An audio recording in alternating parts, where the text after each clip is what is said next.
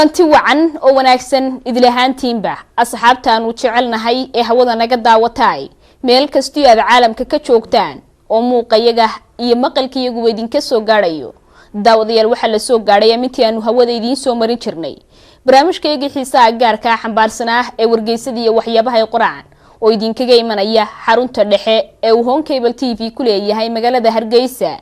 waxana barnaamijkeedin la socodsiinaysa sidoo kalena isku soo dubariday anigoo sagal beel deeqa alaaba barnaamijkeegani waxaanu ku soo qaadanaa warbixinaha xiisaha leh ee ay daabacaan wargeysyada iyo shabakadaha ka soo baxa magaalada Hargeysa iyo waliba kuwa ka soo baxa caalamka intiisa kale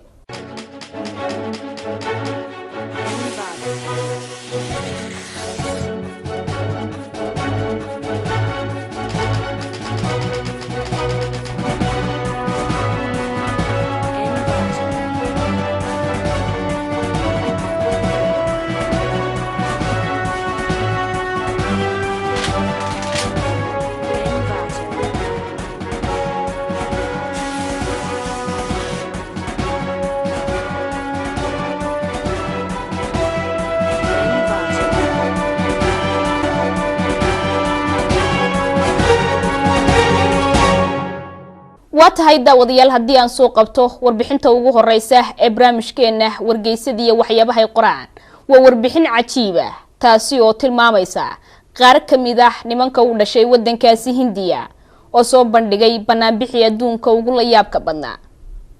talo maxaa uu ku noqday kii adduunka ugu la yaabka badnaa balaynu ka wada bogano tobanaan kamid ah ragga ku dhaqan wadankaasi Hindiya gobol kamid ah ayaa sameeyay banaanbax noociisu ku cusub yahay dunida kaasi oo ay haweenkooda u dirayaan baaq la xiriira doorashada ku soo fool leh gobolkooda iyo musharaxiinta ay doonayaan in ay u codeeyaan dibadbaxayaashani reer Hindiya oo dhamaantoodba ah rag isla markaasina soconaya wadada iyo sidoo kale jidadka waaweyn ayagoo sita boorar ay ku qoran yihiin halku dhigyo ay hablaha gobolkaasi ugu baaqayaan in ay u codeeyaan musharaxiinta qaarkood ay taageersan yihiin si ay u guursadaan isla markaasina ay ugu deeqaan naftooda iyo inay noqdaan sayga nolosha la wadaagaya haweeneyda u codeysa musharaxa ay doonayaan gobolka ay dhacdadani ka dhacday oo lagu magacaabo Haryana ayaa kamid ah gobolada dalkaasi Hindiya ee ugu la yaabka badan gaar ahaan dhinaca tirada ragga iyo haweenka oo faraq weyn u dhaxeeyo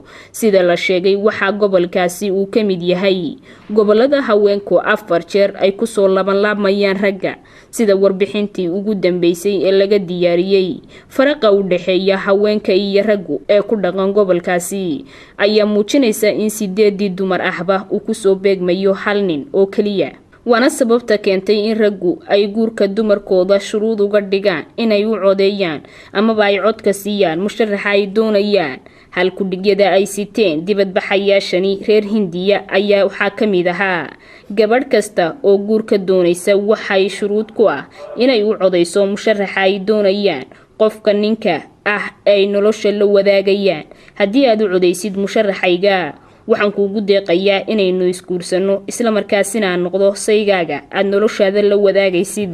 wahagaag daawadayaal waan filayaa warbixintaasi xiisaha leh inaad ka wada bogateen isla markaasina aad ka wada hesheen hadii intaasi aynu kaga soo noqono waxa iminka gacantayda ku jirta warbixin kale oo la yaab leh taasi oo tilmaamaysa faras ku dul baroortay ninkii dhaqday meydkiisa warbixintaasi waxa wax ka qoray wargeyska saxafi oo ka soo baxa magaalada Hargeysa bal sida uu faraskaasi u baroortayna aynu ka wada bogano inkasta oo dadka badankoodu ay xayawaanka ka aaminsan yihiin waxaan garaad iyo sidoo kale garasho lahayn laakiinse waxa aragtidaasi beeniyay faras ku nool dalkaasi Brazil kaasi oo dareemay dhimashada saaxiibkiisii dhaqday oo aaskiisa loo tubnaa la isuna diyaarinayay sidii loo macasalaameyn lahaa isla markaasina xabaasha loogu ridi lahaa faraskani ayaa yimid goobta la dhigay naxashka meydkii ninkii dhaqday uu ku jiray waxaana isaga oo murugaysan uu dul tagay naxashka kaasi oo si aan waxba ka duwanayn sida eheladiisa ninkani dhintay ay ugu ooyayeen inta uu goobtaasi yimi murugaysnaa sheekadani oo sida ay jariirada Daily Mirror ee wadankaasi Ingiriiska ka soo baxday ay ku warantay ka dhacday magaalada Barbis ee wadankaasi Brazil halkaasi oo uu ku dhintay ninkani dhaqday faraskani oo lagu magacaabi jiray Winner da'diisuna ay ahayd 34 jir ninkaasi ayaa si caadiya u dhintay kadib markii eheladiisu ay isu diyaarinayeen aaskiisa iyo si nabadgelyeyntiisa hase yeeshee waxaa meesha si degdeg u yimi martii aan loogu talagelin isla markaasina aan lagu casuumin kaasi oo ah faraska lagu magacaabo Sinora run ahaantii waxa uu ahaa mid xishood badan oo sanqar tiranaya isla markaasina si ay yara goobtaasi u soo galaya waxaana isagoo tallaabo degdeg ah u qaadaya dul tegay naxashka meydkii saaxiibkiisii kaasi oo sidii waxa la hadlayo oo kale madaxa raariciyay kadibna dareen muruga leh ay mar qura xaaladiisu isku bedeshay ilaa uu ka ilmeeyay oo indhihiisa oo dhan ilma qarisay faraskani ayaa sida wariyada warbixintani diyaarinaysay ay sheegtay u muuqday mid dhab ahaantii u dareemaya waxa dhacay gaar ahaan saaxiibkiisa geeriyooday iyo inay dhamaatay saaxiibtinimadii u dhaxaysay isaga iyo ninkii dhaqday faraskani Sinero lagu magacaabi jiray ayaa laga dheehan karayay inuu si buuxda uga murugoonayo xaaladda degdega ee soo wajahday iyo sidii ninkii saaxiibkiisa ahaa ay u kala tageen ee aanay mar dambe isu arki doonin waxaana faraskani uu rumaystay in lagama maarmaan ay tahay inuu tago goobta lagu macasalaamaynayo saaxiibkiisii geeriyooday waana sababta isagoo oo aan arkaynin meydka saaxiibkii oo naxashku ku wada dadan yahay isla markaasina uu daboolan yahay haddana waxay dadkii aaska ku sugnaa oo dhami ku wada qanceen in faraskani xaaladda oo dhan uu ka wada warhayo isla markaasina uu ka warwarsan yahay geeridanay soo foosaartay wixii maanta ka dambeeyana aanay is arki doonin saaxiibkii run ahaantii waxay ahayd xaalad dadkii geeridaasi ku sugnaa oo dhan dareenkooda bedeshay si weyna u taabatay qof walba oo goobtaasi joogay waxaana jira dad ku andacoonaya in ninka geeriyooday ee meydka ah uu ahaa qof farakaysan halka qaar kalena ay ku andacoonayaan in farasku uu yahay xayawaan caqli badan isla markaasina aaminsan saaxiibtinimada kana xumaa waxa ku dhacay saaxiibkiisii isaga dhaqday waa tahay daawadayaal haddii warbixintaasina aynu intaas kaga soo laabano iminka waxaa gacantayda ku jirta warbixin cajiib ah taasi oo tilmaamaysa dood aad u la yaab leh oo ka dhalatay mashruuc ay bilaabeen haweenka wadankaasi Masar oo salka ku haya in raggu ay guursan karaan 4 xaas warbixintaasi mar kale waxa wax ka qoray wargeyska Saxafi waxa wali degila caro hinaasa keenay oo ka dhalatay olole dhawaan dalkaasi Masar ay ka bilaabeen koox dumar ah oo u dhashay dalkaasi oo fasaxaya in raggu dumar badan ay guursadaan ololahani oo ay dumarka waday ku tilmaameen inuu yahay mid lagula dagaalamayo guur la'aanta dumarka dalkaasi ku soo badanaysa ayaga oo ka duulaya diinta islaamka iyo sida ay ragga ugu ogolaanayso inay 4 xaas guursadaan waxa hal ku dhig looga dhigay saygaaga ayaa ah saygaaga boqol dumar ah oo xaasleeya ayaa ku doodaya in ragoodu ay u ogol yihiin inay guursadaan dumar fara badan si loo yareeyo guur la'aanta soo wajahday dumarka wadankaasi ololahani ayaa aad waxa looga dareemayaa baraha ay bulshadu ku kulanto ee internetka sida Facebook iyo Twitter-ka laakiinse waxa uu dhaliyay dood iyo muran tira badan oo fikirro kala duwan la isku weydaarsanayo goobaha fagaarayaasha iyo sidoo kale goobaha kale ay bulshadu ku kulanto iyadoo dumarka qaar ay aaminsan yihiin in ragoodu ay kaliya taw fiican yihiin inay hal xaas guursadaan halka kuwa lahani wadaana ay doonayaan in nin kastaaba uu guursado 4 xaas dumarka iyagu fikirkaasi diidan ee bulshada fagaarayaasha kala hadlaya ayaa waxay sheegeen in ragga iminka dunida jooga aanay ku filnayn hal xaas wax ka badan isla markaasina aanay qaadi karin mas'uuliyadda 2 qoys ama 4 qoys iyagoo sheegay qaar kalena in dhaqaale ahaan aanay u saamaxay karin in dumarku ay ilaaliyaan isla markaasina ay noloshooda ku filaadaan ragga caruurta iyo sidoo kale dumarka faraha badan ee ay guursadeen si kastaba ha ahaatee dumarka ololahani waday ayaa waxaa la sheegayaa inay ku guulaysteen in guryaha ay tagaan isla markaasina dumarka xaasileyda ay ku qanciyaan in ragoodu ay guursan karaan 4 dumar ah iyagoo ka duulaya gurlaanta soo food saartay hablaha wadankaasi Masar iyo sidoo kale sida diinta islaamku ay ninka ugu ogolaanayso inuu guursado 4 xaas qaar badan ayay ku qanciyeen halka qaar kalena ay ka soo horjeesteen arrintaasi waxay dhalisay dood aad u tiro badan waxaana muddooyinkii u dambeeyay baraha bulshada ee wadankaasi Masar qabsaday dooda la xidhiidha arrintani waa tahay daawadayaal warbixintaasina haddii intaasi aynu kaga soo noqono wadanka Sweden ayaa waxa laga dhisay bridge-ka ugu dheer adduunka sida ay ka faaloodeen warbaahinta wadankaasi ka soo baxda gaar ahaan wargeyska Sweden Times warbixintaasina aynu ka wada bogano dalka Sweden waxa laga hirgeliyay bridge-kii ugu dheeraa caalamka kaasi oo loogu talagalay socdaalka dadka sida lagu daabacay jariirada Sweden Times oo ka soo baxda dalkaasi isla markaasina uu ka soo xigtay wargeyska Dawan ee ka soo baxa magaalada Hargeysa bridge-kani ayaa dhererkiisu gaadhaya ama bajoogiisu yahay ilaa 80 mitir oo ka sareeya dhulka waxaana lagu magacaabaa Charles ayadoo mashruucanina ay uu yahay kii ugu ballaadhnaa ee abi dawladda Sweden ay ku bixiso dhismayaasha dalkaasi ballaadhka bridge-kani ayaa gaadhaya 65 sentimitir iyadoo ay isku xidhayo magaalooyin badan oo dalkaasi ku yaala waxaana uu noqonayaa bridge-kii ugu dheeraa ee caalamka waqtigani aynu joogno waxaana lacagta ku baxday ay gaadhaysaa 730,000 oo lacagta wadankaasi Sweden iyadoo u dhiganta 750,000 oo dollarka Mareykanka waxaana tijaabadii ugu horeysay lagu sameeyay bridge-kani 29 bishii July ee sanadkan aynu ku guda jirno taasi oo sabab ka dhigtay in dad aad u tiro badan oo reer Sweden iyo sidoo kale dad kale oo ka yimi wadamo kala duwan ay bridge-kani u soo dalxiis tagaan waxaana uu bridge-kani noqday ka iminka ugu dheer caalamkani aynu dul saaranahay waa hagaag daawadayaal haddii warbixintaasina aynu intaasi kaga soo noqono iminka gacantayda waxaa ku jirta warbixin aad u xiiso badan taasi oo boggiisa dhexe ku qoray wargeyska Dawan ee ka soo baxa magaalada Hargeysa waxaana uu ciwaan uga dhigay baalashlihii ugu dambeyntii noqday madaxweynaha cajiib talow sidee ayuu ku noqday aynu ka wada bogano warbixintaasina waxa uu ka dhashay qoys saboola waxaanay lahaayeen qol yar oo ay ka deganayeen xaafadda qoyskiisa oo fiqiir ahaa oo deganaa magaalada São Paulo ee ka tirsan wadankaasi Brazil waxaana uu ku badnaa xaafadooda dadka isticmaala maandooriyaasha hooyadii ayaa korriinkiisa qayb weyn ka qaadatay waxaana uu qiray arrinkaasi isagoo yiri hooyaday waxay bartay sidii aan meel sare u gaari lahaa anigoo naftayda qadarinaya taasi oo sabab u noqotay in dad badan oo dunida ku noolna ay aniga ay qadariyaan wiilkan yari ayaa tacliinta waxa uu bilaabay isagoo da'yar laakiinse markii uu gaadhay fasalka 5aad ee dugsiga hoose dhexe ayuu joojiyay waxbarashadii sababtoo ah dhinaca dhaqaalaha ayaanay qoyskiisu ka caawin kareynin waqtigaasi ayuu ka bilaabay shaqada baalashle kabaha masaxa magaalada uu ka degan yahay dalkiisa isagoo shaqadaasina waday muddo waxa mar dambe uu shaqo ka helay kaalin shidaal waxaana uu wareegay darawal iyo inuu noqdo makaaniga gaariga hagaajiya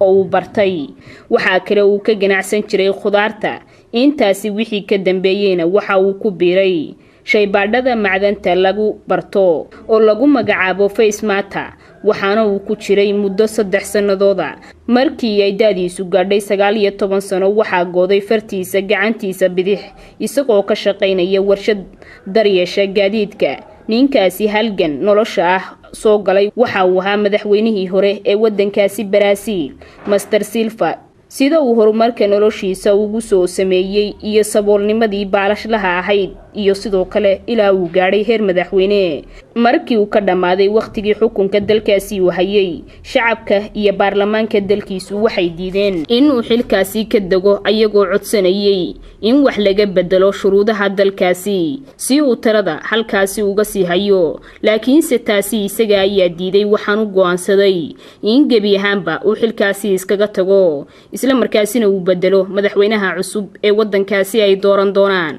waa hagaag daawadayaal waan filayaa warbixintaasi ka faaloonaysay baalashlahaasi ugu dambeyntii madaxweynaha noqday iyo dadaalkaasi dheer oo uu soo galay inaad ka wada hesheen waxaanay tilmaamaysaa in qof kasta oo dadaal dheer sameeya uu maalin uun ku guuleysan doono aynu intaasi kaga soo laabano wargeyska dawan ayaa mar kale boggiisa dhexe waxa uu ku daabacay warbixin tilmaamaysa hotel ku yaala wadankaasi Mareykanka oo iibiya cuntooyinka noociisa ugu qaalisan ayaa gabi ahaanba cuntada hotelkaasi taala waxa laga dhigay mid bilaash ah oo aan wax lacag la bixinaynin bal sababta keentay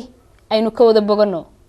dalka Mareykanka gobolka California waxa laga furay bishii October 20-keedii sanadkii 2006 hotel lagu magacaabo So All May Eat oo ah qof kastaaba waxbuu cuni karaa hotelkani ayaa waxa la sheegay inuu yahay mid aan doonaynin wax macaasha laakiin se doonaya in bulshada loo adeego hotelkani waxa magaciisa loo soo gaabiyay Som Cafe waxaana lagu maalgeliyay $30,000 Mareykanka lacagtaasina waxa bixiyay 2 nin oo u dhashay wadankaasi Mareykanka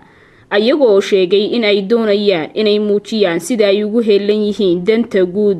hotelkani oo raashinkiisu yahay mid nafaqo iyo tayaba sareysa hotelada kale ee qaaliga ah haddana qof kastaaba oo yimaada lagama qaado wax lacaga waana bilaash gabi ahaanba wixii aad halkaasi ka cunaysay iyadoo waliba nooc kasta oo cunada ah laga helayo hotelkani magaciisa loo soo gaabiyay Som Cafe qof kastaaba waxa uu doonayo ayuu ka cunaa isagoo aan lacag bixinayn laakiin se waxa hotelkani shardi ah in qof kastaaba oo yimaada uu shaqeeyo daqiiqada yar oo bilaasha si uu dareemo in qofka loo caawiyo si iska waxaana yimaada dad kale oo iyagu aan doonayn inay wax ka cunaan balse soo dalbanaya in saacado bilaasha ay u shaqeeyaan hotelkani waa tahay daawadayaal waan filayaa warbixintaasi cajiibka ah ee ka warramaysay hotelkaasi gabi ahaanba cuntadii taalay ka dhigay mid lacag la'aan ah inaad ka wada hesheen haddii intaasi aynu kaga soo noqono mid kamid ah diyaaradaha laga leeyahay wadamada qaaradaasi Yurub ayaa duulimaadyadeedii magaalooyinka New York iyo London waxay ka dhigtay $68 oo kaliya taasi oo noqday duulimaadkii adduunka ugu jabnaa warbixintaasi waxa qoray wargeyska Daily Mail ee ka soo baxa wadankaasi Ingiriiska aynu ka wada bogano mid kamid ah shirkadaha diyaaradaha ee ugu ballaaran qaaradaasi Yurub ayaa qiimo dhimistii ugu weynay dunida ku samaysay macaamiisheeda waxaanay shirkadani Norwegian Airlines ay 65 jeer hoos u dhigtay qiimaha ay ku iibin jirtay tigidhada duulimaadyada London ilaa New York sida wakaaladaha wararka ee dunida ay ku waramayaan shirkadani ayaa $68 oo kaliya ka dhigtay qiimaha tigidhadeeda London ilaa New York halka ay caadiyan ahayd $600 shirkadani ayaa waxay sheegtay in macaamiisheeda ay u sameyn doonto abaalmarintii ugu sareysay sida shirkadu ay sheegtay qof kastaaba oo ka mid noqda dadka fursadani ka faa'iideystay isla markaasina duulimaadyada New York iyo sidoo kale London ee shirkadani qiimo dhimista jaban ay ku sameysay ka faa'iideystay waxa lagu soo riyeyn doonaa soo dhaweyntii ugu heerka sareysay ee abid ay sameysay shirkad diyaaradeed iyadoo qof kastaaba la taagi doono qiimaha ugu sareeya taasi oo laga siman yahay dhammaan rakaabka kala duwan ee diyaaradani shirkadu ay leedahay raacay qaar badan oo kamid ah dadkii fursadaasi u helay duulimaadkii fasaxyada sanadkii cusba iyo sidoo kale ciidii Kiristaanka ay saacado raaxa leh ku qaatay diyaaradaasi iyo duulimaadkeeda ay ugu kala gooshaysay magaalooyinka London iyo sidoo kale New York waxa kale oo ay heleen macaashaad u tiro badan iyadoo ay u badbaaday 66 jeer lacag fara badan oo ay ugu talagaleen inay tigidhada ku iibsadaan isla markaasina ay ugu duulaan magaalooyinka New York iyo London waxaana tallaabadani shirkadu ay qaaday noqotay qiimo dhimistii abid ugu ballaarnayd ee shirkad diyaaradeed ay samayso iyadoo dad badan ay ku tilmaameen duulimaadkii bilaashka aan waxba ka dhacaynin waa tahay daawadayaasheeda kala duwan ee daafaha caalamka nagala xidhiidha ee aanu jecelnahay ee iminka nagu soo biirayo waxaanu ku guda jirnaa barnaamijkeegii wargeysadii iyo waxyaabaha qoraan oo idinkaga imanaya xarunta dhexe ee Home Cable TV ku leeyahay magaalada Hargeysa haddii aan soo qabto warbixinta iminka gacantayda ku jirta waxay tilmaamaysaa oday u dhashay wadankaasi Mareykanka oo ku dardaarmay marka uu geeriyoodo in gaarigiisa lala aaso oo taasi loo fuliyay balaynu ka wada bogano warbixintaasi cajiibka ahna arrimo la yaab leh ayaa mar walba ka dhaca dunidani aynu ku noolnahay kuwaasi oo marar badan kusoo noqnoqda dadka maqla amaba kuwa goobjooga ka ahaa sida dhowaan ka dhacday dalkaasi Mareykanka kadib markii oday da ahaa oo deegaanka waqooyi ee gobolka California ku noolaa uu ku dardarmay in marka uu dhinto lala aaso gaadhigiisa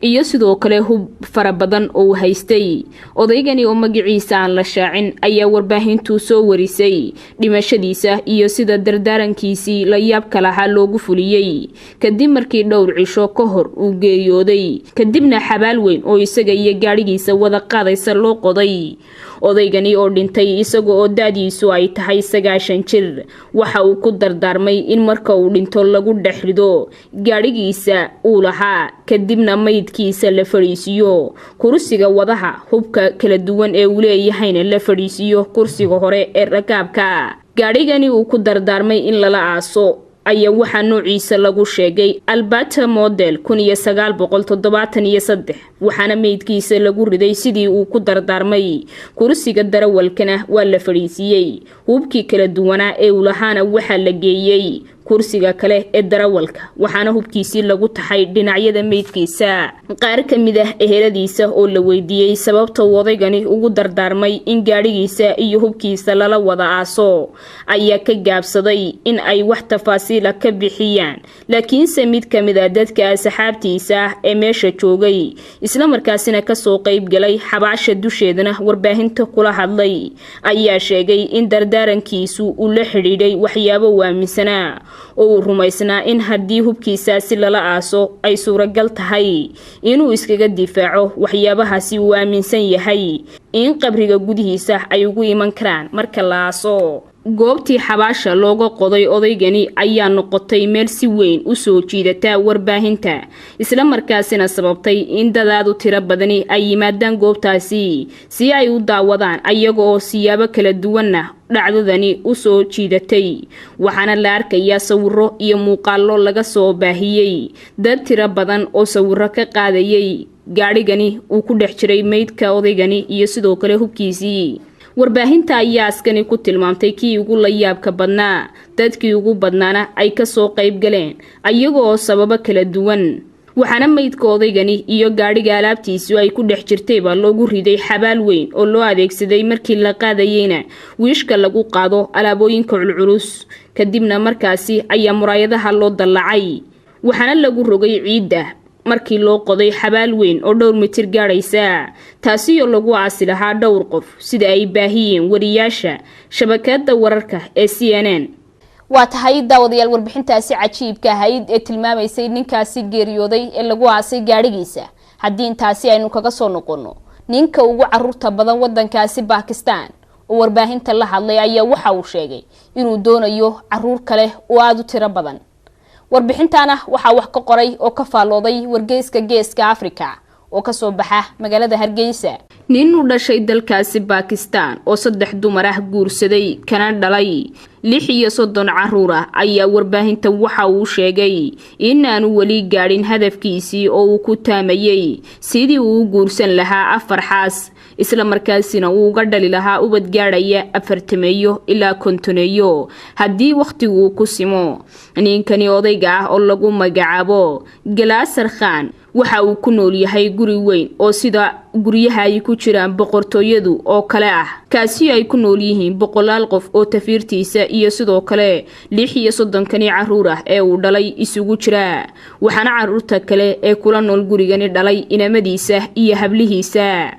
Master Khan oo ku nool gobolka qabiilku maamulo ee wadankaasi Pakistan ee Waziristan waxa uu sheegay in duruufaha ka jira gobolkiisa iyo sidoo kale colaadaha soo noqnoqday ee u dhaxeeya ciidamada iyo kooxaha Islaamiyiinta ah ee Taliban ay ka kala kiciyeen qorshihiisii uu muddada dheer ku taamayay ee ahaa inuu guursado 4 xaas isla markaasina uu ka dhalo carruur 40 waxaanu sheegay in riyadaasu ay colaadahaasi ka kala kiciyeen qorshaha uu ku doonayo inuu ku guursado xaaskiisii afraad ayuu ku rabay inuu carruurta intani ka badan u dhalo haddii xagga alle laga qoro sida uu warbaahinta uu sheegay waxa uu ku tala jiray in nubadkiisu 40 gaadho haddii uu ka badin karana uu ka badiyo ninkani oo ka qaxay gurigiisii weynaa ee uu deganaa waqtiganina qaxoonti ah ayaa isaga iyo tafiirtiisuba waxay joogaan magaalo jaarla ah deegaankoodii waxaanay sheegeen inay aad ugu faraxsan yihiin inay halkani joogaan dhibaatana kuma hayso ninkani qaxoontiga ah ee gurigiisii ka soo qaxay balse waxa uu sheegay inay ka kala kicisay mid ka mid ah riyooyinkiisii oo adduunka ugu jeclaa taasi oo ahayd in xaaskiisa afraad uu guursado isla markaasina uu dhalo caruur ka badan 40 waxaana uu sheegay in lacagtii ku bixi lahayd arooskeeda gabadha afraad ay ku baxday qaxoontinimada iyo sidoo kale geedigan ay marba meel u guurayaan ninkani oo beeraley ah ayaa leh dhul beereed aad u weyn oo wax badan ka soo saaro kaasi oo lacagta ka soo baxdaana ay ku filan yihiin qoyskiisa boqolka kor u dhaafaya ee gurigiisa ku nool iyadoo mararka qaar marka uu suuqa beeruhu fiican yahayna lacagta ka soo gasha ay aad u badan tahay isla markaasina marka ay noloshooda ku kafeeyaan ay in badani u soo hadho hagaag daawadayaal waan filayaa warbixintaasi inaad ka wada bogateen haddii intaasi aynu kaga soo noqono wadanka Japan ayaa waxa la sheegay inay kor u sii kacayaan muslimiinta wadankaasi waxaana taasi bedelkeeda wadankaasi laga dhisay masaajid aad u tiro badan wargeyska geeska Afrika ayaa warbixintaasi bogiisa dhexe ku daabacay warbaahinta dalka Japan ayaa muddooyinkii ugu dambeysay ka waramaysay tirada sida weyn u sii kordhaysay muslimiinta dalkaasi kuwaas oo sida wararku sheegayaan 85% ka mid ay yihiin muwaadiniinta dhaladka ee dalkaasi warbaahinta ayaa warbixino kala duwan ka diyaarisay kuwaas oo u badnaa waraysiyo laga qaaday dadka dhowrkii sanadood ee u dambeeyay qaatay diinta islaamka iyo kuwa muddada dheer muslimiinta ahaa waxaana wararku sheegayaan in 5% ay dhawaan muslimiinta dalkaasi ay ka noqon doonaan tirada guud ee ku dhaqan dalkaasi Japan haddaba iyadoo laga duulayo tirada xad dhaafka ah ee dadka muslimiinta ee Japan ayaa maamulka caasimadda dalkaasi Japan ee Tokyo ku dhawaaqay hirgelinta suuq weyn oo islaami ah kaasi oo laga hirgelin doono goobihii dalxiis ee ugu quruxda badnaa dalkaasi iyo deegaankaasi suuqan ayaa laga hirgelin doona masaajidkii ugu weynaa ee dalkaasi waxa kale oo injineerada Japanese ay dhisi doonaan goobo la jaan qaadi doona xaaladda dadka muslimiinta ah dalxiisayaasha iyo kuwa soo booqda waxa kale oo ay dhisi doonaan suuq lagu iibiyo cuntada xalaasha degmadan cusub ee dalkaasi Japan laga dhisay ayaa lagu magacaabaa Broad Friend of Muslims taasi oo noqon doonta tii ugu horeysay ee nooceeda ah ee laga dhiso dunida taasi oo ay si gaar ah diiradda u saarayaan injineerada Japanese ah iyo maamulka gobolkaasi ee hirgelinaya mas'uuliyiinta sarsare ee dalkaasi Japan ayaa dadka ku dhaqan dalkaasi iyo shirkadaha waaweyn ee ganacsiga ugu baaqay in ay fahmaan waxyaabaha ay muslimiintu jecel yihiin ee soo jiidashada leh waxa kale oo ay rajeynayaan in suuqani uu isku xidho dunida islaamka iyo dalxiisayaasha gudoomiyaha gobolka Toshiba ee dalkaasi Japan oo lagu magacaabo Chief Tanka ayaa sheegay in haddii shirkadaha waaweyn ee gobolkaasi ku yaala inay hirgeliyaan mashruucan uu kana qayb qaataan gudoomiyaha ayaa ku baaqay in masjidkii ugu weynaa dalkaasi laga hirgeliyo isla markaana la sameeyo suuqiyo deegaano qalmo muslimiinta waa tahay daawadayaal warbixintaana waa filayaa inaad ka wada hesheen haddii intaasi aynu kaga soo noqono wakaalada hawada sare u qaabilsan wadankaasi Mareykanka ee lagu magacaabo NASA ayaa waxa la sheegay in arrin la yaab leh ay kala kulantay meeraha loo yaqaano Maris bal warbixintaana aynu ka wada bogano meeraha cas ama Maris oo ah meeraha kooxaha sahminta hawada sare ku hawlan sida weyn ugu mashquulsanaayeen sanadihii ugu dambeeyay waxa dadaal badan dunida gaar ahaan dalka Mareykanku ah hay'adaha u qaabilsan sahminta hawada sare ku bixisay $10 milyan sidii loo daahfuri lahaa wax badanna looga ogaan lahaa meerahaasi iyo sida ay nolol uga suura gali karto haddaba toddobaadkii ugu dambeeyay waxa si weyn isku bedeshay aragtidii hore ee laga aaminsanaa meerahaasi kadib markii si kadisa ay kameraduhu u qabteen ilaa iska baxaya kolba meel ilayskaasi oo mararka qaar koodna meel dhow laga arki karayay marmarna fogaanayay taasoo aad ugu mashquulisay kooxaha ku howlan saaminta beerahaasi. mishiinka baarista ka sameynaya beerahaasi Maris oo hawshaasi ku guda jiray tan iyo sanadkii 2012 waxa uu toddobaadkii dhaweyd soo diray sawirro muujinaya shay nool oo dhammaantii ifaya ama nuur ka wada baxayo. marka sawiradaasi oo dhowr nooc ahaa isla markaasina kamaradaha dhinaca bidix iyo xagga hore kaga rakiban mishiinkaasi ay qabteen shaygaasi ifaya ee nuur kale oo meel fog ka baxaya marmarna meel dhow noqonaya ayaa si weyn loogu kala qaybsamay. tusaale ahaan barta internetka ee arrimaha hawada sare ka faalloota ee loo yaqaano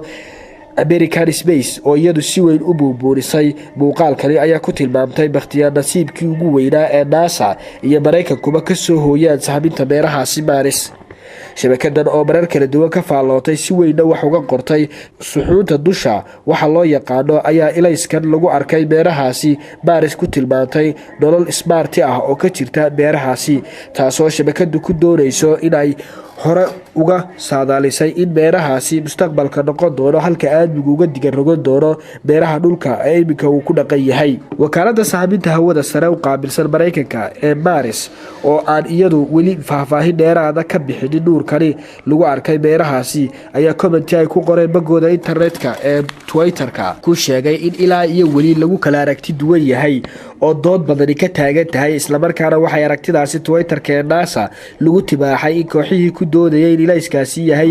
iscelin reflection lagu guuleystay oo aanay dhulkaasi ka jirin wax fallaadho ah oo hayay xilligii sawirkaasi mishiinku qaadayay. beeraha cas ee Maris oo ah beeraha kooxaha saaminta hawada sare ku howlan sida ugu weyn ugu mashquulsanaayeen sanadihii u dambeeyay waxa dadaal badan dunidu. daraasad cusub oo ay samaysay khubaro ka socotay jaamacadda Exeter British University ee wadankaasi Ingiriiska ayaa waxa lagu ogaaday in kubadda la ciyaaro xilliga caruurnimada ay tahay isla markaasina ay koriso lafaha ilmaha. sidoo kalena khubaro badan oo dhanka caafimaadka ayaa iyaguna waxay cadeeyeen in jimicsiga la sameeyo xilliga caruurnimadu uu faa'iido badan u leeyahay jirka, sidoo kalena uu koriyo carjowda lugaha iyo gamcaha. waxa kale oo intaasi ay ku dareen inuu ka hortago xanuuno badan oo ku dhaca caruurta isla markaasina saameyn badan ku yeesha noloshooda. khabiir kamid ah khubarada daraasadani waday oo u waramayay wargeyska Daily Mail ee ka soo baxa wadankaasi Ingiriiska ayaa waxa uu sheegay in daraasadani ay ku tijaabiyeen koox caruur ah isla markaasina ay u kala qaybiyeen laba kooxood. caruurtaasi oo daadoodu ay u dhaxayso 12 jir ilaa 14 jir, kuwaasi oo sida uu sheegay ay u kala qaybiyeen laba kooxood. koox kamid ah caruurtaasi ayaa iyagu waxba ciyaarin isla markaasina aan jimicsan, halka kooxda kalena ay jimicsadeen isla markaasina ay kubad ciyaareen. markii daraasadaasi ay dhamaatay waxa uu sheegay inay ogaadeen in caruurta ay saameyn ku yeelato jimicsiga isla markaasina ay ka kori og yihiin caruurta jimicsada kuwaan jimicsan. sidoo kale waxa lafa ahaan ay ka dhisan yihiin kuwaasi iska fadhiyay ee aan waxba qabanin. waxa kale oo ay sheegeen khubradani inay ogaadeen in caruurta jimicsiga samaysa ay ka caafimaad badan yihiin kuwa aan samaynin, iyagoo ka badbaada xanuuno badan oo ay ka mid yihiin xanuunada wadna xanuunka, khalkhalka ku yimaada dheecaanada uu jirku soo daayo, xanuunada ku dhaca sanbabada, macdanta oo jirka ka dhamaata. soo deynta macdanta calciumta loo yaqaano ee koritaanka lafaha ka qayb qaadata. dhakhaatiirtani ayaa inta badan kula talisay dhalinyarada in ay sameeyaan jimicsi kala duwan, kuwaasi oo ay kaga badbaadi karaan isticmaalka daroogada iyo sidoo kale maandooriyaasha kala duwan iyo in wadku ay noqdaan kuwa dhibaatooyin kala duwan ka geysta caalamka. وهجاج داوديال انتاسي waxaan ugu dhamaaday barnaamijkeega xiisaha gaarka xambaarsanaa ee wargeysadii waxyaabaha Quraan oo galabta idinkaga imanayay xarunta dhexe ee Home Cable TV ku leeyahay magaalada Hargeysa. waxaana barnaamijkeedin la socodsiinaysay sidoo kalena isku soo dubariday anigoo sagal beel deeqa. alaaba barnaamijkeegani waxaan ku soo qaadanaa warbixinaha xiisaha leh iyo sidoo kale kuwa kale oo ku salaysan daraasado cilmiyeysan oo aanu markastaba ku tuhmayno in daawadayaasheedu ay wax badan ka faa'iidi doonaan. dhanka kamarada iyo muuqaalkaas quruxda badan waxa suura galiyay wayna laantii hawada isku aragneen waa injineer Maxamed Shire. dhanka farsamadu waa anigoo sagal beel deeqa. anigii hawlwadeenadii kale ay gala qayb qaatay tabinta barnaamijka anagoo isku duuban waxaan idin leenahay intaynu kan mid lamida ku kulmi doono isarag baqal dambo xiisa leh